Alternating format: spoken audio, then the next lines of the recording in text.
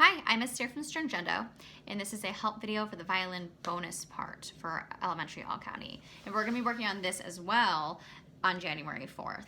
So please join us at Arlington High School for All County Help Day.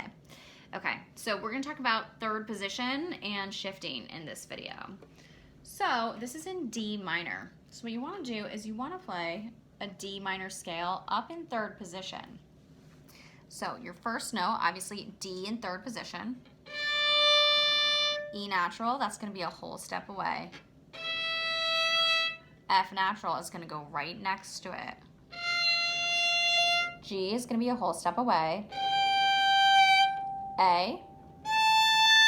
Then you have a B flat. So that's going to be like a low 2 in third position. You're going to touch it. Then a whole step away is your C natural. And then D. And we'll go down in time.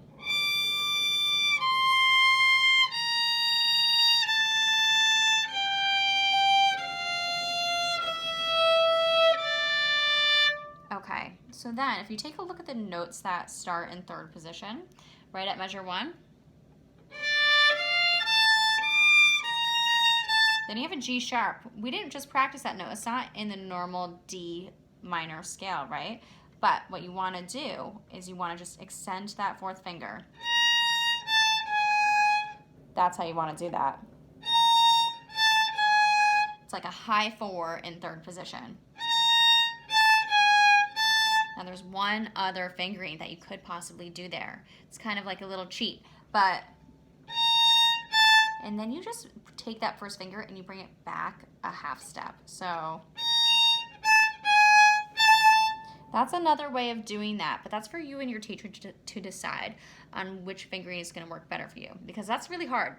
Both of them are really hard. Either you do the high 4 or you sneak that low 1 in there, okay? All right, next, let's see. Okay, that takes care of basic third position needs. Now we have to talk about how to get to third position. So, just in general, I think what you want to do is start with your no hand on the violin and then find third position. Do it a few times. Strap your hand each time. Find that first third position note. Another way to do it, an even easier way, is you find your D in first position, right? That third finger, and then you just put your 1 right where it was. Third finger, first finger. Just do a quick replacement like that. Okay, so now let's talk about some of the shifts that actually happen in this thing. It starts out in first position.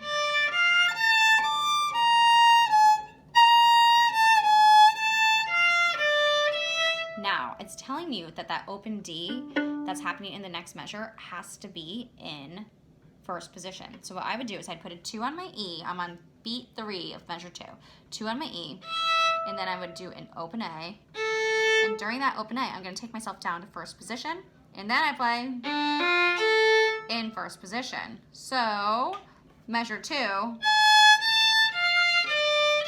shift. Then look what I just did there. On the last open A of beat 1 of measure 3, I'm going to make that an open A, and I'm going to shift during that to get myself back to third position. So what I want to practice a million times in a row is starting from that second finger E,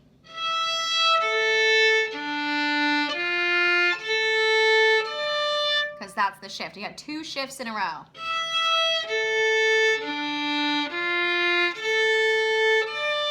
Okay, then we're in third position some more. Wrong bowing. And then you have to go back here to first position, right? So what did I just do? There are these things called ghost notes, or they're called target notes, so same thing. So I've got my 1 on the D, and my next note is a C sharp. But am I just going 1 and then putting my 2 down kind of randomly, willy-nilly? Not quite. My first finger is my ghost note, or my target note, and that's going to bring me back to first position on this. So I've got my 1 down on the D already because I've got that 8th note D. And what I want to do is I want to practice sliding from D to B a billion times.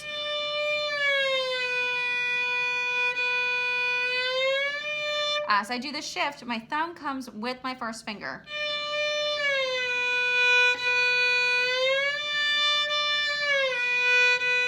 Then you get faster. So you have 1 and 2. I snuck that extra B in there. I'm gonna practice it that way even though I'm not gonna be hearing the B when I actually play it.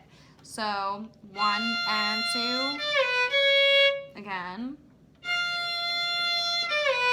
You can just slur them together as well. Down, up, down.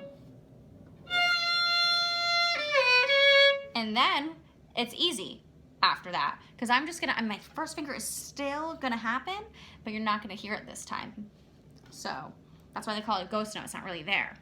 So 1 and 2, right? If you watch my first finger during that shift, you're gonna see it's still happening on the B, but I'm just not making it audible now. Okay, all right, then you got a B natural in that measure. That's why we're shifting to a B natural. And then the next measure, make sure you have a B flat. That's really tricky to get. It's really tricky going from the B natural to the B flat. C natural, B flat again. Okay, and then let's see. So what you want to do for those 16th notes, you want to use a high 3 because then you're going to use a 4 for that D. Okay, so in slow motion, high 3, 4, normal 3. You want to do it a million times like that, nice and slow, so you get that hard fingering.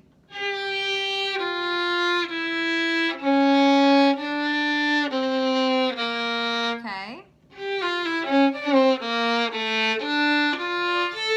During that open A, you shift to the D.